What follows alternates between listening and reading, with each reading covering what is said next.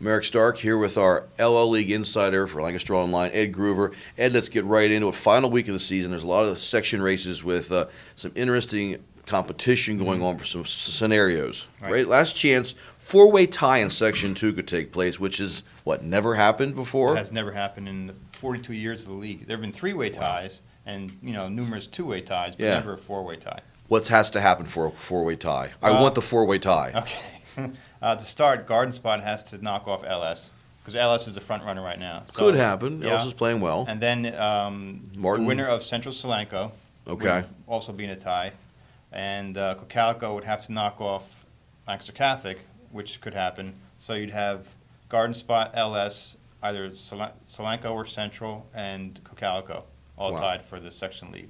And that would be it. There are no tiebreakers. That would just be the four-way tie. They should have like a bench. They could bench. They could the highest bench wins or something. They could do that. Yeah. It is. Mitch Martin's had a great year. Could they beat LS? Yeah, he's thrown the ball well. LS, who knows if they have a little bit of a let up, but LS is playing well.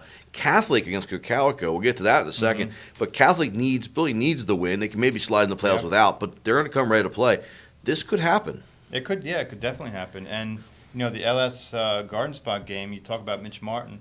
A great quarterback duel. Mitch Martin of the Spartans and Bear Shank for LS. So that's one of the better quarterback matchups of this season. Probably the two best quarterbacks in the LL League this year. Can I make that statement? Arguably, there are others you can consider, but they're two of the best. Yeah. All right. Section 1, Wilson going to Warwick. Wilson should win this game. If they do, seventh straight section titles. That's pretty impressive. That is impressive. They haven't lost a section game since 2007. Wow. Yeah. These kids weren't even in school then, the ones in 2007. Right. And I saw them last week against Penn Manor. They are a very good football team. That's Wilson. Section 3, Northern Lebanon versus Columbia. Northern Lebanon's trying to win a section title the first time since 2007. And only their third overall. Third overall. Yep. Okay. Let's get in. That's the section races, but the season's not done. This is interesting to me. Districts start the following week. LL League has a possibility, 12 teams? It's a possibility of 13 teams total out of 23 teams in the LL League. About half of the teams. And in AAA, this is interesting, 7 of the 16 teams in the LL League, or from the LL League, that could make the AAA bracket. Right. And now, to make that happen, Catholic might have to win, against Cocalico Friday night, because they're 15th in a 16-team field. Okay. Donegal is 16th. They're another bubble team.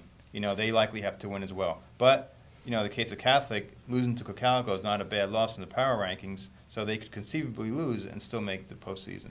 And Section 2 could have how many teams get in? Of the 8 Section 2 teams, 6 could make district playoffs, which has to be a record across the state. I don't think any other league in the state even comes close to that. What does that say about Section 2?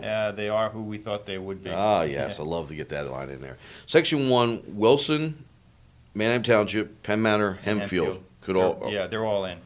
And in Section 3, you have Anvil Cleona is in. They're 4th in an 8-team field in AA. Pequea Valley's a bubble team. They have 2 things to shoot for this week. Their first winning season and first district playoff berth. Wow. The problem is they have to beat Anvil Cleona to achieve, in all likelihood, both of those scenarios. So basically, the playoffs start for Catholic High this weekend, and also Pequea Valley. starts Friday night.